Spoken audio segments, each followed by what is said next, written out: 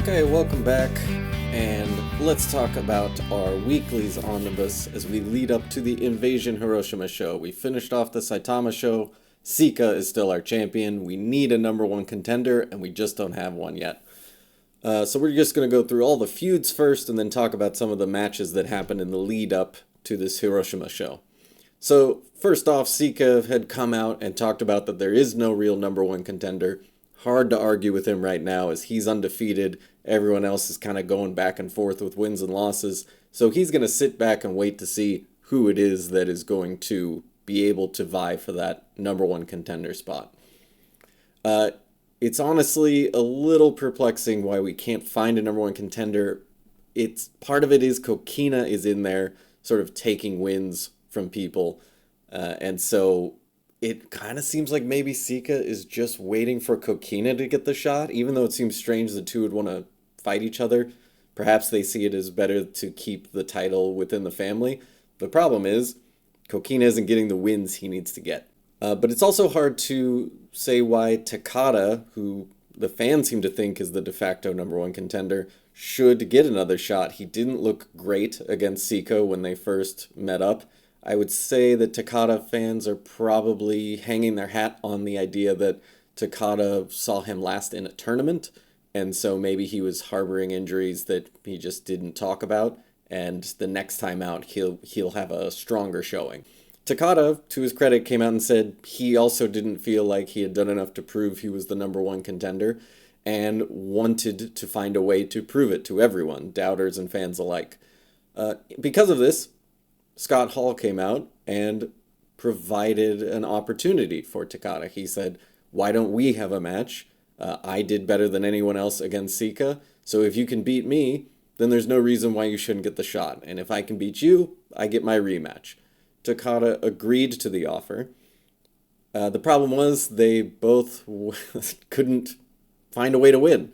So their bout in the following week saw a time limit draw, which means no one is the number one contender still. Sika came out later on and said the same thing. There's nobody that's proving they're the best. You guys both went to a draw, so I guess there's still no number one contender. So regardless of that fact, both Hall and Takada did make an agreement with each other, sort of a handshake agreement, that if Takada is able to defeat Sika, then Hall will get the first title shot against Takada, and Takada asked for Hall to do the same, that if Hall at some point wins the title, that Takada will get the first title shot. This seemed to upset Blade Runner Rock, who came out and said Takada should not just be considered the number one contender, even if Hall's giving him the next shot after their draw.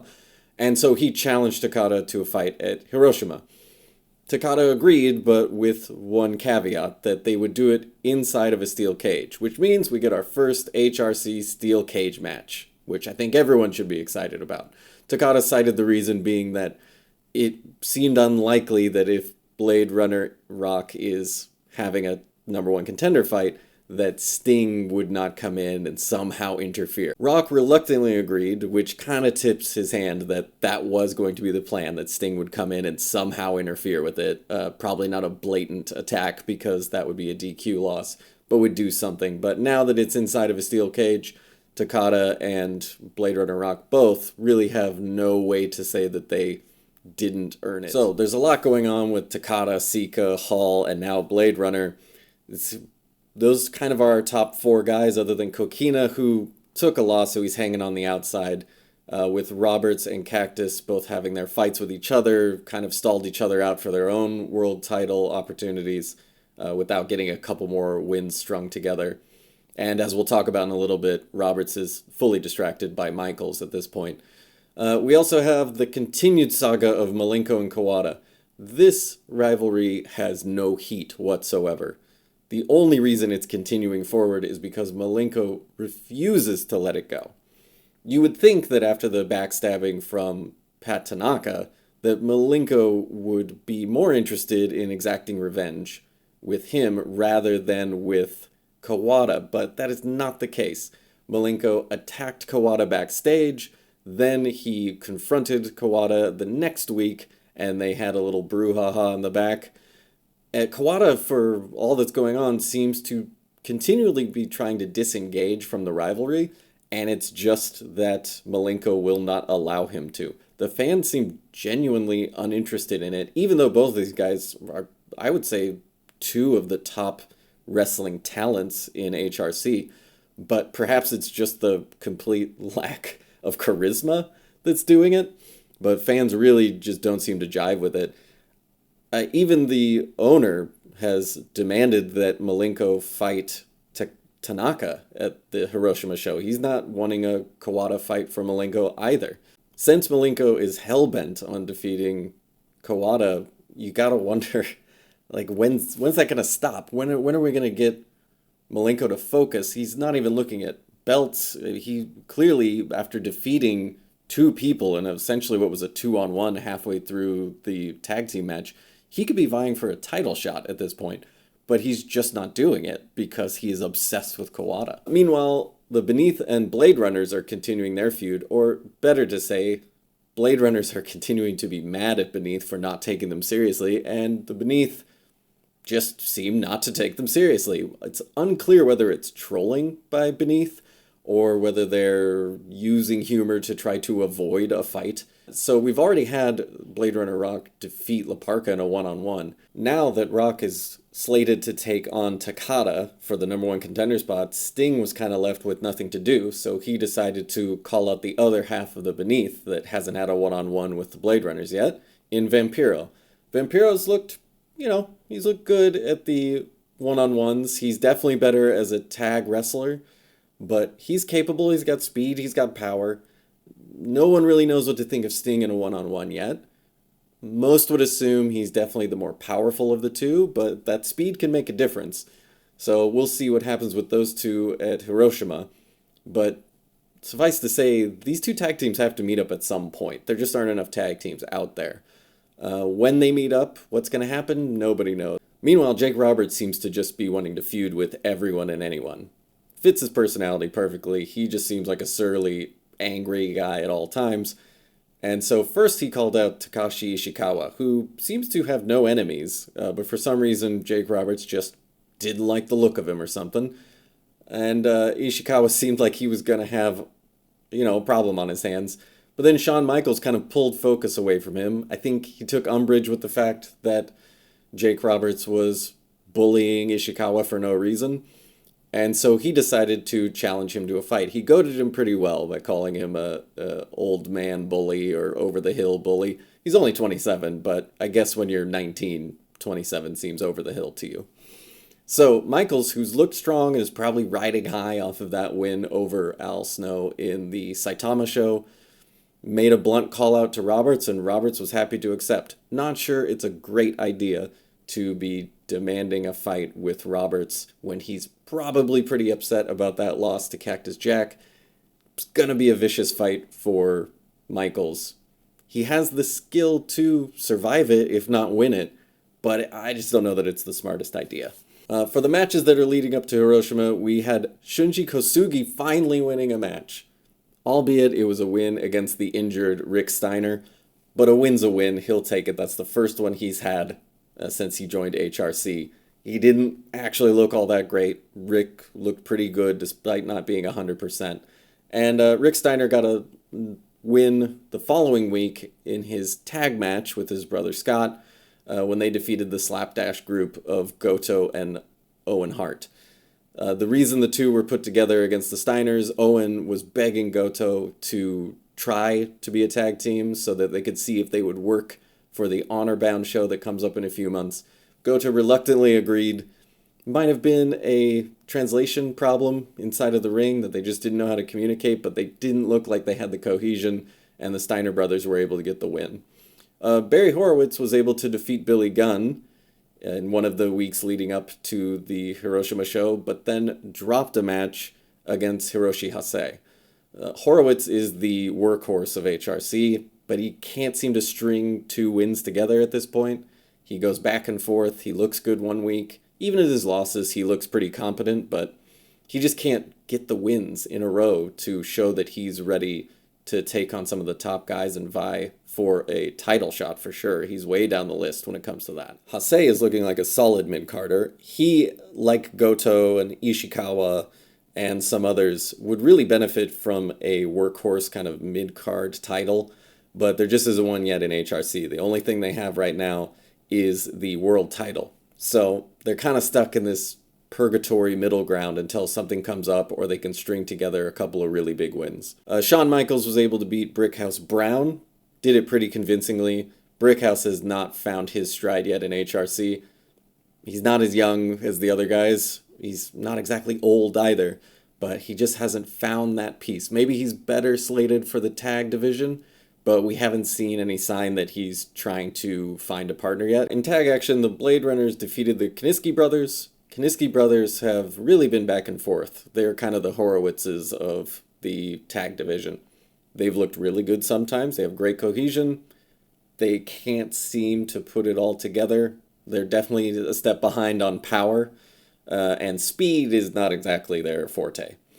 So we'll see if they can grow into their own skills. They don't need to work on teamwork. Their cohesion is better than almost everybody else. They just don't have the skills yet. Blade Runner Rock defeated Takashi Ishikawa, which was the reason he prompted the call-out of Takada. It's really possible that Rock is just irked by fans overlooking him in general because he is a tag guy primarily right now, but also that he is a foreigner. He's a gaijin, and so maybe fans just aren't paying attention to him. As far as a fight with Sika, if he can get the win over Takada, the only real knock against Rock is that he really lacks stamina. He gets tired about 7 minutes into the match, and we've seen Sika go 30 minutes already. So if Rock does somehow get the win over Takada, it's probably going to be a blitz, and he would need to do the same against Sika. So with all that said and done, now we got to talk about where the company's at. And right now, it's not so great. Our two main problems. We're losing fans. We're losing fans. And also our number one contender situation is a little rough shot. We know Sika's the undefeated guy. Takada looks like he's going to be the next one. Shawn Michaels in Hiroshi Hase, if we're going by records, which isn't always the thing to do with pro wrestling, but if we went by records, they would be the next two in line. The problem is they haven't really proved that they're going to be able to take on top guys in the heavyweight division. They're certainly great as junior heavyweights. If there was a title for that, they would certainly be in the runnings for them. They're not incapable of taking on Sika if they keep winning, but you just don't see it yet with them. They're just a bit small. The power isn't there. Certainly the speed is available, but I don't know. They're just, neither of them really show that they're ready for that top spot yet. But another win or two, and how can you deny them? You have Blade Runner Rock down there, but the problem is he's already lost to Takada before. Kokina has been win-loss, win-loss. Kawada's kind of the same way. Al Snow only has 2 wins. Then you've got Steiner and Horowitz. Like, there's just not a lot to go off of there. Roberts is down there as well. We're just at a loss for someone to really be vying for the spot. You don't even see Scott Hall on this list. To be fair, he has lost to the best guys out there. But still, it's not enough. And that might be part of the problem. We're not drawing fans enough. But if you look at our roster, we've got Sika, Takada, Rock, and Roberts are the only ones that can really pull any fans, and none of them are considered main eventers right now. Then you have Sting, Ishikawa, Kokina, Laparca, Michaels, Kosugi is still up there. I guess just because he's a local boy, people like him. Tanaka's in there, but he can't get a win. Goto, Kawada, Malenko, all these guys just languishing down in the lower mid-cards. They're not really pulls yet. So how are we going to be able to get someone to that level that we feel like they deserve a title shot? We just got to grind more matches, I guess, until someone really proves what they can do. And the fan problem is a real problem right now. We're losing fans. We're not losing them at a huge clip, but we don't have many fans to bleed at this point, and we are bleeding them out every show. We're seeing also that New Japan Pro Wrestling is also taking a hit, and a more significant hit just because they have more numbers to lose. So maybe less significant, but larger numbers. While All Japan Pro Wrestling is actually gaining in fans after a short drop. I think they're back to what they were And we're not even looking at like the WWF or Jim Crockett or AWA or WWC. It's just in Japan. We are just languishing in third. We've got under 200,000 fans now. It's not looking great, so we've got to figure out what to do. And one of the things we can do is bolster our roster. So with the amount of money that I'm willing to spend in the first year, which is around 2,000, because that's about how many fans we have, it's 200,000. We're trying to bring in the Fabulous Rougeaus as a tag team. We're getting a couple of managers, we hope, in Paulie Dangerously and Jim Ross. So maybe that can help guys like Malenko and Ishikawa, who people like and can be a draw, but they're just terrible on the mics. Now, we are trying to bring in some bigger names. Almost gave away one there. Hopefully you didn't see it. But Jimmy Del Rey should be coming in. He's going to stay on the training roster. He's pretty young, but hoping to place him with somebody like a Billy Gunn or an Al Snow in the tag division to kind of round that out a bit more. Also, probably capable of doing some singles work down the road. Soul Train Jones will be coming in as well. And then Rick Rude is the big one we're still hoping for. He seems to be ready to sign with us, but we're not 100% sure yet. And we've got a couple more that we've been looking at as far as bringing in, but the problem is a lot of guys are tied up in the leagues right now or other promotions, and we don't want to spend all that money. There's also people that just don't really fit. Shane Douglas, we don't need more Gaijin. We're already bringing in 3 more. We need to find some local talents if we can, but there's nobody really out there right now. Honky Tonk Man is another one that just doesn't really fit. He's not hard style. He's barely a capable wrestler. Sabu is an extreme fighter. You know, he's for gimmicks, and we don't really need another gimmick guy. We have La Parka. We have Cactus Jack. And everyone else on this list just doesn't really fit our needs. They're either too old or they're not great. Jim Duggan and Steve Williams may be people we pull the trigger on down the line, but again, it's Gaijin. We have so much Gaijin. We don't need more of that. Dominic Bravo's in there. It's just, there's a lot of names that could be something, but they're just not fitting what we exactly need, especially with all the Gaijin we're trying to bring in right now. You see the 3 right here that we're trying to bring in. And then, it's everything else is just kind of, it's not fitting what we want. So we're hoping in the future that we'll be able to find more. We've got to work with what we've got. You know, you can't just buy your way out of the problem, because if you keep bringing in new people, the fans don't have anyone to connect to. And when it comes to trying to get talent from the other organizations, it's just too costly, or they won't send them over. We might have to do some trades here and there as well, but we don't really have the trading power right now, so it would really just be kind of a lateral trade. So it's going to be a long battle, but we've got Hiroshima coming up now. It can't get much worse for us. We certainly can keep losing fans, but we've had some really poorly received shows so far, despite it looking good on paper and sometimes looking good on the screen. Fans just aren't jiving with it, and we've got to find what works best. But next up is Hiroshima show. Hopefully it'll be a good showing. Hopefully the matches we'll have set up are stuff that the fans can connect to. And we're just hoping to kind of start building that momentum so we can get to Divinity and hopefully have a decent showing at Divinity. If we can gain some fans through that, which is our biggest show of the year supposedly, then we have some hope for finishing out the year strong. Honorbound could be difficult with the tag system that we're going to stick with if there isn't a lot of momentum for these tag teams and alliances. But best thing we can do is just stick to the plan, try to move forward, and see if we can get it done. So I will see you guys at Hiroshima. Take care.